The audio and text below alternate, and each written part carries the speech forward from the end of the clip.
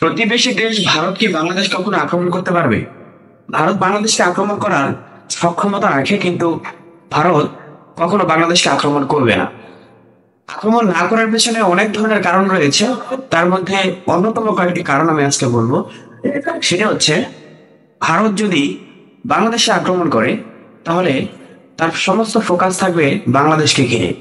ওই দিক দিয়ে পাকিস্তান, চীন, ভুটান, নেপাল এবং আফগানিস্তান সহ ভারতের সাথে যেসব দেশ বর্ডার শেয়ার করেছে, সে সমস্ত দেশ বা ভারতের বিভিন্ন রাজ্যকে ছিনিয়ে নেয়ার চেষ্টা চালাবে। বিশেষ করে পাকিস্তান এবং চীনের কথা তো বলতেই হয়।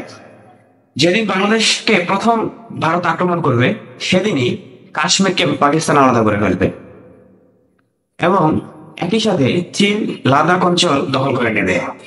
তার সাথে ভারতের অভ্যন্তরীণ কুন্তল, স্বাধীনতাকামী রাজ্যগুলো আরো বেশি মাথাচাড়া দিয়ে উঠবে।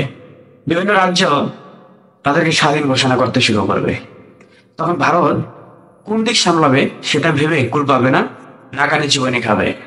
কাজেই ভারত কখনো সক্ষমতা থাকা সত্ত্বেও বাংলাদেশকে আক্রমণ করবে না, করাটা উচিত নয়। বাংলাদেশকে যদি ভারত দখল করতে পারতো তাহলে 1971 সালে তারা করতে পারতো। কারণ 1971 সালে যখন পাকিস্তান সেনাবাহিনী বাংলাদেশ থেকে বিদায় নিয়েছে, তখন বাংলাদেশের মুক্তিযোদ্ধারা যুদ্ধ করে ক্লান্ত ছিল। সেই সময়টাকে কাজে লাগিয়ে ভারতীয় সেনাবাহিনী চাইলেই বাংলাদেশকে দখল করতে পারতো, কিন্তু তারা সেটা করতে পারে নাই। তারপরে 1975 সালে যখন শেখ মুজিবকে হত্যা করা হয়, তখন বাংলাদেশে অভ্যন্তরীণ গোলযোগ দেখা দেয়, শান্তি শৃঙ্খলা বিনষ্ট হয়। ওই সময়টাকে কাজে লাগিয়েও ভারত বাংলাদেশকে দখল করে নিতে পারতো, কিন্তু তারা তখনও পারে নাই।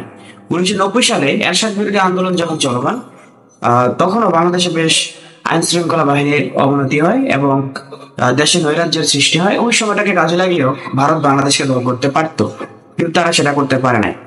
তারপরে 2007 সালে যখন শেখ হাসিনা সহ খালেদা জিয়া এবং দেশের দেশের বড় বড় রাজনীতিবিদদেরকে জেলখানায় ঢুকিয়ে দেওয়া হয়, তখন বাংলাদেশের রাজনৈতিক কোনো দলের অস্তিত্ব তেমন একটা ছিল না।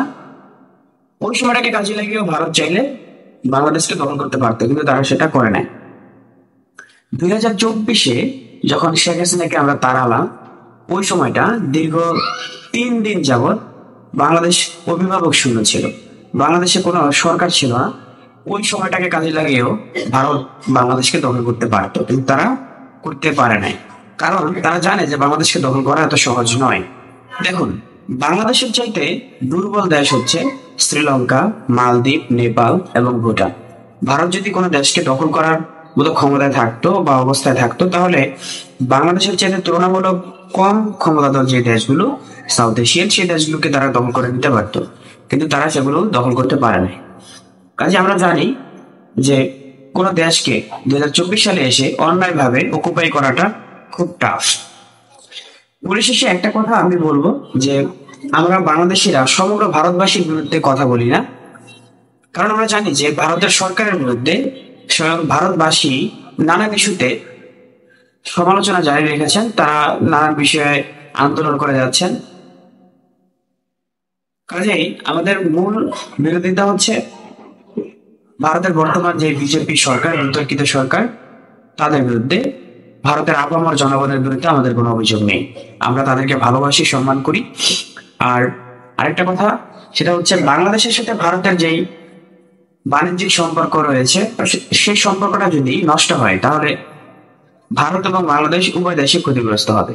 ভারত যদি ভেবে থাকে যে বাংলাদেশে পণ্য রপ্তানি করা বন্ধ করে দিলে বাংলাদেশ না খেয়ে মরবে আর তারা বেঁচে যাবে, সেটা একেবারেই ভুল ধারণা হবে। কারণ বাংলাদেশ যেমন ভারতের পণ্যের উপর নির্ভরশীল, ভারতও বাংলাদেশে পণ্য রপ্তানি করার প্রতি নির্ভরশীল।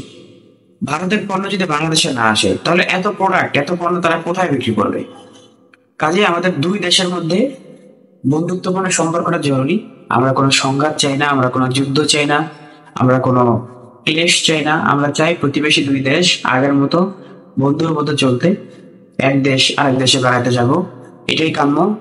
একসাথে মিলেমিশে থাকবো, আর কোনো ধরনের অপপ্রচার চালাবো না, কোনো ধরনের বিরুদ্ধবাদ, নিন্দাবাদ ছড়াবো না।